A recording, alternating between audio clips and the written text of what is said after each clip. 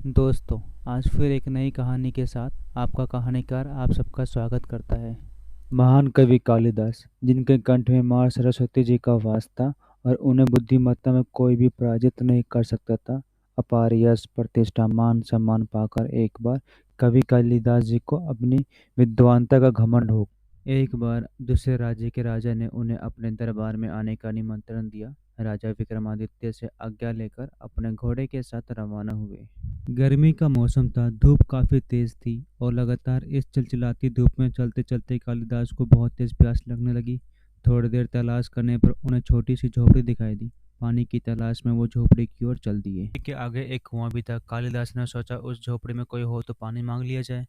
उसी समय एक छोटी सी बच्ची झोपड़ी से मटका लिए बाहर निकली, कुएं से पानी भरा और जाने लगी। कालिदास उनके पास जाकर बोलते हैं, बालिके, मुझे बहुत प्यास लगी, मुझे जरा पानी दे दो। बच्ची ने पूछा, आप कौन? मैं आपको नहीं जानती, पहले आप अपना परिचय दीजिए। कालिदास को लगा, भला मुझे कौन नहीं जानता, ये बच्ची छोटी है। उन्होंने बालिके से कहा, देखो बालिके, ऐसा है, मुझे पानी पिला दो। तुम अभी छोटी हो, तुम मुझे नहीं जानती। तुम्हारे घर में कोई अगर बड़ा व्यक्ति है तो उन्हें भेजो, वो मुझे देखकर ही पहचान।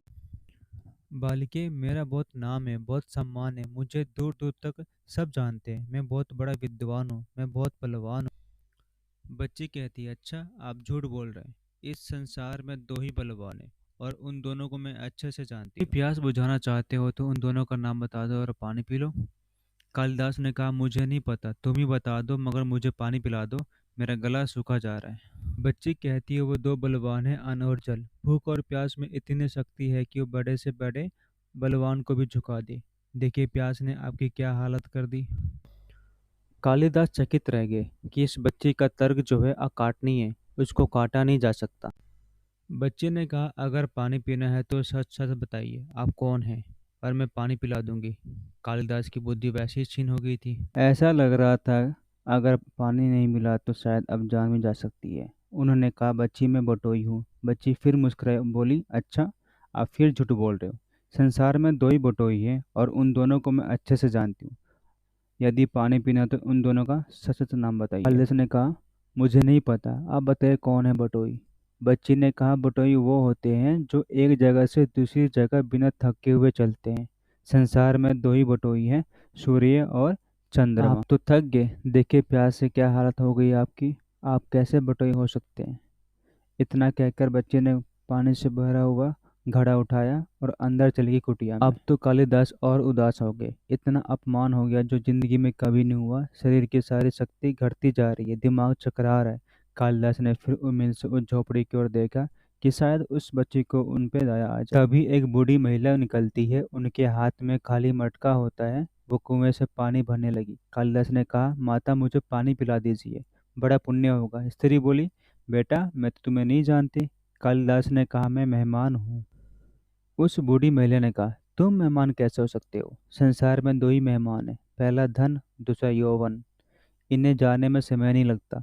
सच बताओ, तुम कौन हो। कालिदास इस वक्त कुछ भी बोलने की स्थिति में नहीं थे। पानी की वजह से जो जी में आ रहा था बोले जा रहे थे। उन्होंने कहा, मैं सहनशील हूँ, आप पानी पिला दीजिए। उस बूढ़ी महिला ने कहा, नहीं, सहनशील तो दो ही हैं। पहली धरती जो पाप पुण्य आत्मा सबका बोझ सह सकती है, उसकी छाती चीरकर बीज बो देने से अनाज का भंडार निकल आता है।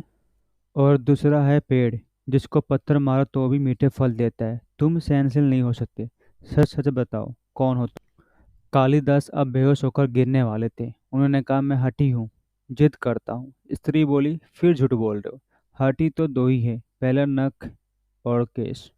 जितना काटो उतना बार बार निकल आते हैं। सत्य कह ब्राह्मण, कौन है आप।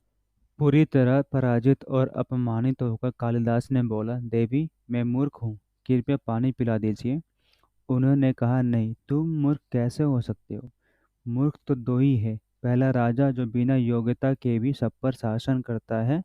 दूसरा दरबारी पंडित, जो राजा को प्रसन्न करने के लिए गलत बात पर तर्क करके सही साबित करने की कोशिश में लगा रहता है। अब कुछ ना बोल पाने की स्थिति में कालिदास उस बूढ़ी महिला के पैरों में गिर गए। पानी पीने के लिए गिड़गिड़ाने लगे। उस बूढ़ी महिला ने अपना रूप बदला। वो साक्षात माँ सरस्वती थी, जिन्होंने कहा, उठो। ज्ञान जो है वो अभ्यास से आता है, अहंकार से नहीं। जितना मिल गया उतना काफ़ी नहीं है, उसे रोज़ अर्जित करना पड़ता है। बस इतनी सी थी ये कहानी। फिर मिलेंगे एक नई कहानी, एक नई मोटिवेशन के साथ। तब तक मुस्कुराते रहिए।